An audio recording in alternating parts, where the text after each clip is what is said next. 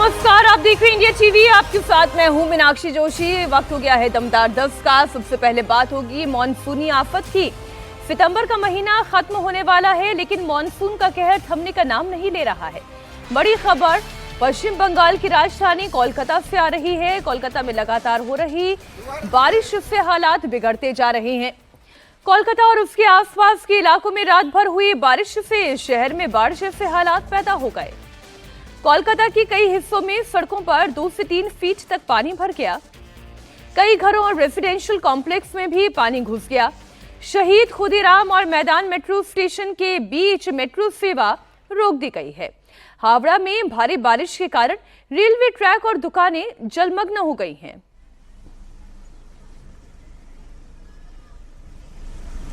इधर कोलकाता में आधी रात से भारी बारिश हो रही है, जिसकी वजह से शहर में जगह जगह पानी भर गया है। हुगली नदी का जलस्तर भी खतरे के निशान को पार कर चुका है। हुगली का जलस्तर 5.66 मीटर क्रॉस कर गया है। सबसे ज्यादा बारिश गरिया इलाके में दर्ज की गई। यहाँ पर कामदहारी पंपिंग स्टेशन भी है। रात 1 बजे से सुबह 5 बजे के बीच 4 घंटे में 332 मिलीमीटर बारिश हुई है। इसके अलावा आधी रात से सुबह तक पूरे शहर में लगभग हर जगह 200 मिलीमीटर से ज्यादा बारिश दर्ज की गई है। शहर में जगह जगह पानी जमा हो गया है। आज सुबह गंगा का जलस्तर 5.66 मीटर यानी कि 18.57 फीट दर्ज किया गया। गंगा किनारे लगे लॉक गेट रात 12 बजे से सुबह 4 बजे तक बंद रहे। कोलकाता में लगातार हो रही बारिश की वजह से दर्दनाक हादसा भी हुआ। अलग अलग इलाकों में करंट लगने के कारण 4 लोगों की मौत हो चुकी है। ताजीनगर, इकबालपुर, बलीगंज प्लेस और बेनियापुकुर में बिजली का करंट लगने के कारण एक शख्स की जान चली गई। तेज बारिश की वजह से कोलकाता के जादवपुर यूनिवर्सिटी का हाल भी फिर आप देखें, यहाँ पर पानी भरा हुआ है। सड़क पर कई फीट तक पानी भरने की वजह से लोगों को बड़ी दिक्कतों का सामना करना पड़ रहा है। हमारे सहयोगी ओंकार सरकार इस वक्त पश्चिम बंगाल की राजधानी कोलकाता से लाइव जुड़े हुए हैं। ये तो जाता हुआ मॉनसून है, लेकिन ये मॉनसून बड़ा परेशान कर रहा है। हुगली नदी के जलस्तर की रिपोर्ट क्या है, शहर की स्थिति क्या है, ओंकार बताएं तस्वीरों के जरिए। देखिए, इस वक्त हम लोग हैं बेलियाघाटा इलाके में, और बेलियाघाटा इलाके में थोड़ा मेरा कैमरा पर्सन को दिखाने के लिए कहूंगा कि इस इलाके के हालत थोड़ा दिखाने।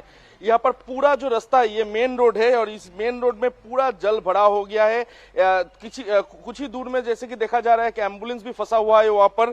और हालांकि यहाँ पर जितना बारिश हुआ है ये रिकॉर्ड बारिश मानी जा रही है पिछले 15 सालों में, क्योंकि गरिया इलाके में सबसे ज्यादा बारिश हुआ है 332 मिलीमीटर। और इसी के साथ साथ और जानकारी देने की कोशिश करूंगा कि फिरहाद हकीम वो भी म्युनिसिपैलिटी पहुंच चुके हैं और वहां से पूरी नजर रख रहे हैं। इसके अलावा कोलकाता में दुर्गा पूजा के मौसम है इस वक्त, और इसी वजह से कल रात के भारी बारिश की वजह से जैसे कि देखा गया है अलग अलग जो मंडप बनाया गया है, जो पंडाल बनाया गया है, उसमें काफी ज्यादा क्षति पहुंचा है। तो कहीं ना कहीं बहुत ज्यादा चिंता में जुटी हुई है। यहाँ का जो आयोजक है वो काफी ज्यादा चिंता में है। और कोलकाता में अलग अलग हिस्सों से जैसे कि इकबालपुर, बालीगंज प्लेस, ऐसे अलग अलग प्लेसेस जगह से मौसम विभाग क्या कह रहा है कि कब तक थोड़ी राहत मिल सकती है, ऐसी संभावना बनती दिखती है क्या?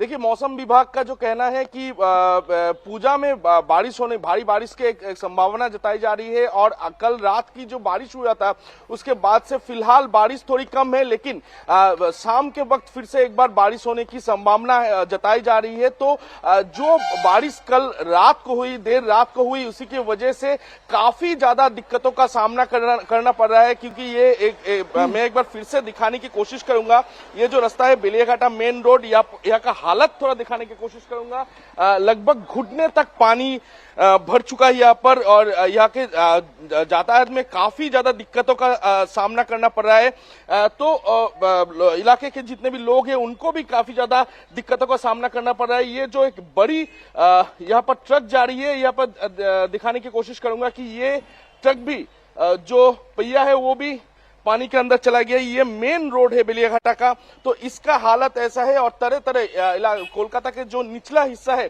सभी जगह पे लगभग पानी भर चुका है। तो ये बारिश अगर और भी बढ़ेगा तो काफी ज्यादा दिक्कतों का सामना करना पड़ेगा कोलकाता वालों को। जाहिर है। और ओंकार जैसा कि बता रहे हैं कि पूजा पंडाल सजने का ये समय है ओंकार, बड़ी परेशानी होने वाली है। फिर तो कैसे पंडाल सजेगा, कैसे दुर्गा प्रतिमा लगेगी, कैसे भक्त आएंगे, ये तो बड़ी चुनौतीपूर्ण स्थिति पैदा हो गई है कोलकाता में।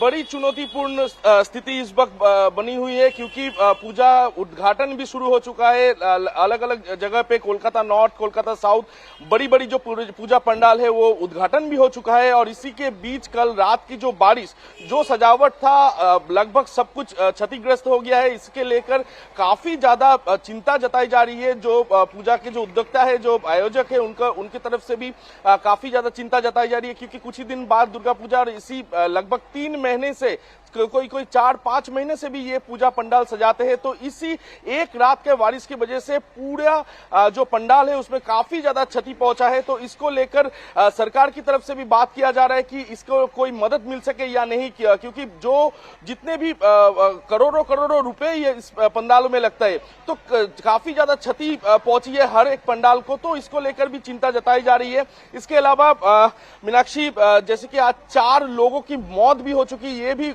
गंभीर एक खबर है। और इसके साथ साथ मैं एक बार फिर से दिखाने की कोशिश करूंगा, यहाँ पर बिजली लगने से 4 लोगों की कोलकाता में अलग अलग जगह पे मौत होने की खबर अभी तक मिल पा रही है। तो ये जो स्थिति बनी हुई है कोलकाता में, लगभग भयंकर स्थिति बनी हुई है। और गड़िया में सबसे ज्यादा बारिश रिकॉर्ड किया गया है, 332 मिलीमीटर। तो ये कहीं ना कहीं बहुत ज्यादा चिंता की एक विषय है। पूजा ये से बिल्कुल वाकई में हैदराबाद की बात करें चाहे कोलकाता की बात करें, ये लौटता हुआ मॉनसून अभी भी बहुत परेशान कर रहा है। जब ऐसा लगने लगा था कि अब थोड़ी सी राहत मिलने लगी है पहाड़ी इलाकों में, तो मैदानी इलाकों की स्थिति हमने आपको दिखा दी। हमारे सहयोगी ओंकार सरकार इस वक्त जहां जिस जगह पर मौजूद है वहां पर देखें, केवल 4 से 5 घंटे की बारिश, लेकिन इतनी भयानक बारिश थी, इतनी तेज बारिश थी कि जगह जगह वाटर लॉगिंग की सिचुएशन पैदा हो रही है और हुगली नदी का जलस्तर बढ़ गया है। और मौसम विभाग ये कह रहा है कि आने वाले दिनों में भी बहुत ज्यादा राहत की उम्मीद करना ये सही नहीं होगा। सितंबर तो सितम ढा रहा है, इसमें कोई दो राय नहीं है।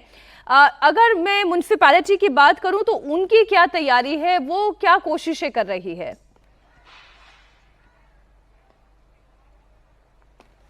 देखिए, म्युनिसिपैलिटी की तरफ से सभी तैयारी की गई है। इसके अलावा कोलकाता म्युनिसिपल कॉर्पोरेशन में सुबह सुबह आज मेयर फिराद हकीम वो भी पहुंच गए हैं और वो पूरी मॉनिटरिंग कर रहे हैं किस किस जगह पे अभी तक जलभराव स्थिति हो रखा है। वो सभी जगहों पे जल्द से जल्द पंप पहुंचा के पंप के जरिए पानी को हटाया जाए। ये इस विषय में फिलहाल के लिए एक जरूरी मीटिंग भी चल रही है। फिरहाद हकीम पूरी मॉनिटरिंग कर रही है कि निचला जो हिस्सा है उसमें काफी समय तक उम्मीद करते हैं कि आम लोगों को जल्द से जल्द राहत मिले। ओंकार, आपका बहुत शुक्रिया पूरी जानकारी के लिए। और बात केवल कोलकाता की नहीं है, कोलकाता में जैसे हालात है हैदराबाद के भी कुछ वैसे ही हालात है। हैदराबाद में कई इलाकों में भारी बारिश की वजह से हालात बिगड़ गए हैं। शेखपेट, वनस्थलीपुरम और कृष्णा नगर में बहुत स्थिति खराब है। जल भराव वाले इलाकों में घंटों तक भीषण ट्रैफिक जाम लगा रहा। और पानी की रफ्तार तो देखिए कितनी तेजी से बहता हुआ आगे जा रहा है। ऐसा लग रहा है जैसे कोई बरसाती नाला हो, गली लग रही बरसाती नाले के रूप में आ गई हो और अपने साथ मोटर बाइक को बहा कर ले गई। दूसरी मोटर बाइक को आप देखें, एक ऑटो रिक्शा आप देखें, वो भी वो बहाते हुए आगे लेकर जा रही है। हैदराबाद में ऐसा सैलाब आया है कि पानी में गाड़ियां बहती हुई चली गई हैं। आपकी आंखों के सामने ये तस्वीर है। अब सोचिए जरा, जिसकी ये बाइक होगी, जिस गरीब का ये ऑटो रिक्शा होगा, उसको कितनी बड़ी आर्थिक चपत लगी होगी। डराने वाली ये तस्वीरें हैदराबाद की है, जहां तेज बारिश सड़कों पर सैलाब लेकर आ गई है। शेखपेट, वनस्थलीपुरम और कृष्णा नगर में गाड़ियां पानी में तिनके की तरह बह रही हैं। कॉलोनियों में भी पानी भर गया। टोली चौकी में ऑटो और बाइक बह गए, जबकि अमीरपेट और फेमाजी गुड़ा के ग्रीनलैंड्स में मेन रोड पर घंटों घुटनों तक पानी जमा था।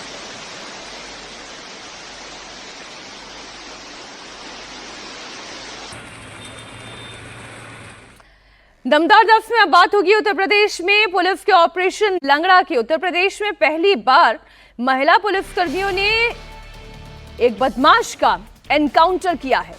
मामला दिल्ली से सटे हुए गाजियाबाद का है, जहां महिला एसओ अपनी टीम के साथ चेकिंग कर रही थी, तभी एक स्कूटी सवार पुलिस टीम को देखकर भागने लगा। उसकी स्कूटी फिसल गई और बदमाश ने महिला पुलिस कर्मियों पर फायरिंग शुरू कर दी। जवाब में महिला पुलिस कर्मियों ने फायरिंग कर दी। इसमें बदमाश के पैर में गोली लगी है। आरोपी के पास से एक स्कूटी, अवैध तमंचा, जिंदा कारतूस सब बरामद हुआ है। घायल होने के बाद बदमाश महिला पुलिस कर्मियों से रोते हुए माफी मांगते हुए भी नजर आया। योगी की पुलिस की महिला शक्ति ने ऐसा सबक सिखाया कि आगे से अपराध करने से पहले ये अपराधी भी 100 बार सोचेगा। पुलिस पे चलाएगा गोली? नहीं सर, मैम नहीं। क्यों चलाई थी पुलिस पे? मैम बचने के लिए चला दी थी मैम। हाँ sorry ma'am, ma'am sorry, sorry. नहीं कर मैं तो आप क्यों किया था? सर। अब आउच निकल रहा है इसके जुबान से और पहले तो बड़ी ताकत दिखा रहा था। तो आप क्यों किया? महिला पुलिस टीम ने बदमाश का किस तरह से एनकाउंटर किया, योगी की पुलिस की महिला शक्ति ने बदमाशों को कैसे बड़ा मैसेज दिया है, वो भी आप सुने। महिला एसओ मय फोर्स लोहिया नगर चौकी कट पे बैरियर लगाकर चेकिंग कर रही थी। मेरठ तिराहे के सामने से एक व्यक्ति स्कूटी सवार आता दिखाई दिया। उसे चेकिंग हेतु निर्देशित किया गया कि वह रुके। रुकने के बजाय उसने अपनी स्कूटी मोड़ी और फिसल कर गिर गया। महिला पुलिस टीम को देखकर उसने जान से मारने की नीयत से इन पर फायर की। महिला पुलिस टीम द्वारा जवाबी फायर में यह घायल हुआ है। इस व्यक्ति का नाम जितेंद्र है, पुत्र नंद किशोर, निवासी सेक्टर 9 विजयनगर, जो मूलतः अलीगढ़ का निवासी है। इससे एक मोबाइल, एक टैब, एक चोरी की स्कूटी, एक तमंचा में कारतूस, एक खोखा बरामद हुआ है। गाजियाबाद महिला पुलिस टीम बैरिकेड लगा करके चेकिंग कर रही थी जब स्कूटी सवार एक बदमाश वहां से गुजर रहा था। जब महिला पुलिस ने उसको रोकने का प्रयास किया तो वो रुका नहीं बल्कि भागने लगा। जब उसने दाहिनी मुड़ने की कोशिश करी तो उसकी स्कूटी स्लिप हो गई तो वो पैदल ही भागने लगा। जब महिला पुलिस ने उसे पकड़ने का प्रयास किया तो महिला पुलिस पर ही इस बदमाश ने हमला कर दिया, जिसके बाद जवाबी कार्रवाई ने महिला पुलिस ने उसके पैर पर गोली मारी। इस पूरे मुहिम में डीसीपी नंदगाम, दरोगा और साथ ही साथ महिला पुलिस कांस्टेबल मौजूद थी। यही वो जगह है जहां पर एनकाउंटर किया गया। बदमाश के पैर पर गोली मारी, जिसके बाद महिला पुलिसकर्मी उसे कंधे पर टांग करके उसे अस्पताल भी पहुंचाया। बदमाश के पास से तमंचा, कारतूस और स्कूटी बरामद हुई। जितेंद्र नाम का ये बदमाश नोएडा, गाजियाबाद के इलाकों में लूटमार की घटना को अंजाम देता था। कल पहली बार महिला पुलिस कर्मियों ने आमना सामना करके मुठभेड़ करके इस बदमाश को हिरासत में ले लिया। वीडियो जर्नलिस्ट प्रवीण के साथ Ila, India TV, Ghaziabad. UP police ही नहीं, दिल्ली पुलिस भी बदमाशों का काल बनी हुई है। दिल्ली के सरिता विहार इलाके में एसटीएफ और दिल्ली पुलिस की टीम को बड़ी कामयाबी हाथ लगी। एनकाउंटर में दिल्ली पुलिस ने माया गैंग के सरगना सागर उर्फ माया को गिरफ्तार कर लिया। मुठभेड़ के दौरान सागर उर्फ माया के पैर में गोली लगी।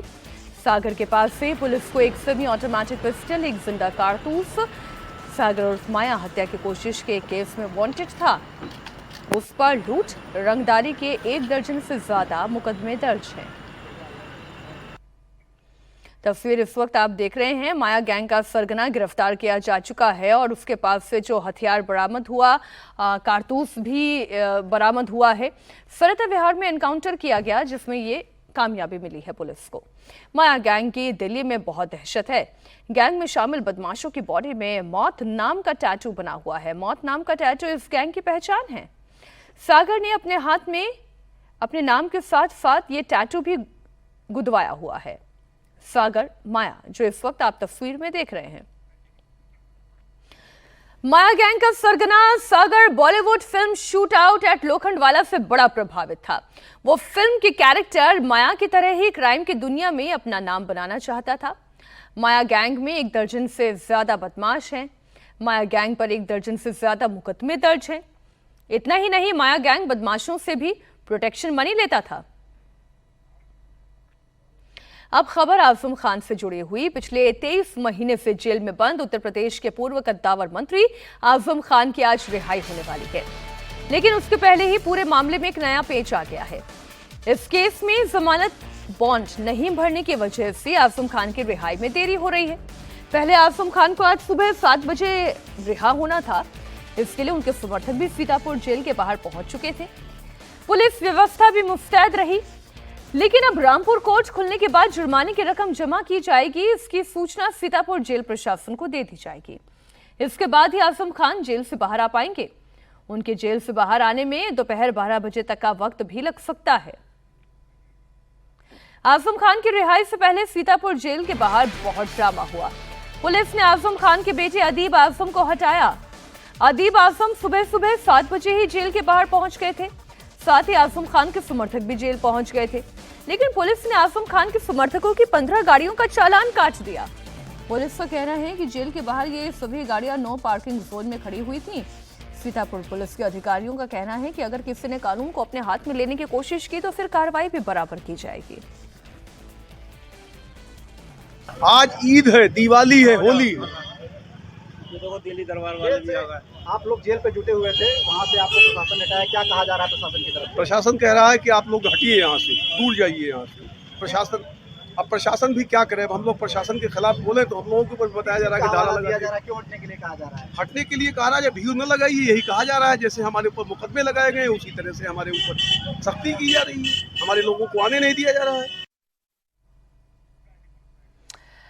आपको बता दें, आजम खान को बाहर तो आना है, सुबह 7 बजे बाहर आ भी जाते हैं, लेकिन बेल बॉन्ड समय पर नहीं भरने की वजह से ये पेच फंस गया है। अब संभावना ये जताई जा रही है कि दोपहर 12 बजते बजते शायद रिहाई मुमकिन हो पाएगी।